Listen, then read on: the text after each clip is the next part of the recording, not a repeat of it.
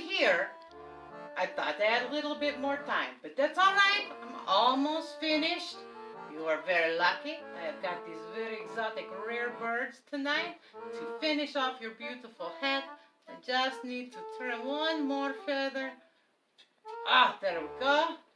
Don't worry, the feather will go back. The bird is not hurt. So now we will add the final touches. And everything is better with feathers. Don't tell me otherwise. If you understood how many feathers Gran Theodora gave to us over the years, that is why all of our hats are so beautifully feathered. Wait, you have not heard of Gran Theodora? Oh, I have to tell you, Gran Theodora, she was magnificent. Let me tell you about her. She was always taking care of us.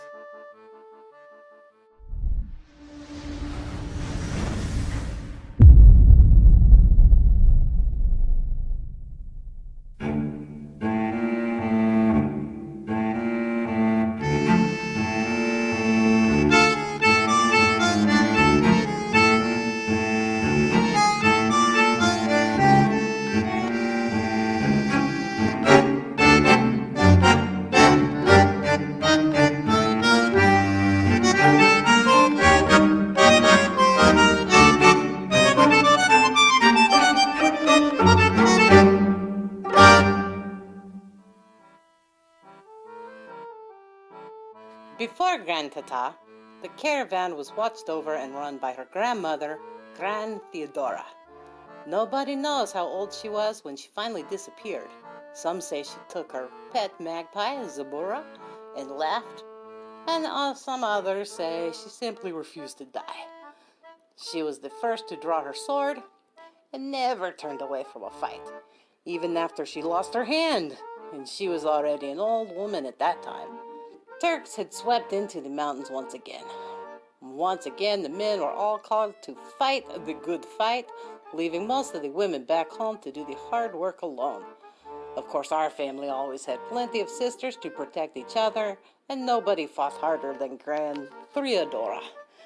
War meant traveling soldiers, and that meant lonely men willing to pay to watch a dancing girl.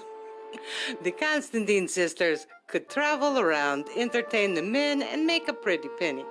If any of the soldiers got a little too aggressive, they could always defend themselves. And there was always Gran Theodora with Subura on her shoulder. She held the money and the sword, and usually a dagger in her boot. If any drunken soldiers lingered a little long, Theodora would remove them from the camp herself. One night, a drunken man named Hukum made a lunge at the dancing girls on the stage, but Theodora was quickly stepped between them, sword in hand. Now, usually the sight of a sword was enough to scare off a drunk, but this man was the head of the Turkish guard. He chose to draw his weapon and mock the old woman. He called the women witches and cursed them for their evil ways. The soldiers in the crowd jeered him on, laughing and shouting. It only took a minute or so until Theodora had Hukum on the ground, a sword at his throat, and unarmed. She led him up and told him not to come back, and then turn around and leave. The jeering soldiers now laughed at Hukum. To be beaten was bad enough, but by an old woman, not even a Turk, this was too much. Embarrassed, Hukum rose to his feet and grabbed the old lady. Theodora was brave and strong, but Hukum was able to knock her to the ground. His own men, engulfed in the moment, backed Hukum up, tying up Theodora and throwing her over the back of a horse. Hukum, now drunk on himself, cursed the women again and threw a torch on the makeshift stage. It took but a second for the fire to run ablaze. The women ran to fetch water to quench the flames, and Hukum and his men rode off, taking Gran Theodora with them. With the hilt of his sword, Hukum knocked the old woman unconscious. When Theodora awoke, the room spun as her eyes struggled to focus. Zabura was gone. She was tied to a wooden pole and being carried up a staircase. Hukum smiled a mean, crooked smile at her as two of his men rose the wooden pole up and into a joint on the platform. That pole was now a pillory. The other men were arranged on the ground below, watching the old woman come back to life. Hukum began a speech about the evils of people, the evils of women and the evils of showing them mercy. Theodora spat at the man, struggling to free herself, but there was no escape. A man soon stepped onto the platform with a whip as Hookham ordered his decree. Death to this witch by whipping. He loudly proclaimed that this old woman wouldn't last 10 lashes anyways. The soldiers laughed. The executioner snapped his whip on the floor and prepared for the sentence. Theodora didn't flinch. The first whip sent fire through her back, but she did not flinch. The next felt like razors, but she did not flinch. Then another, and then another, but she refused to flinch. The soldiers stopped laughing and started counting the whips aloud.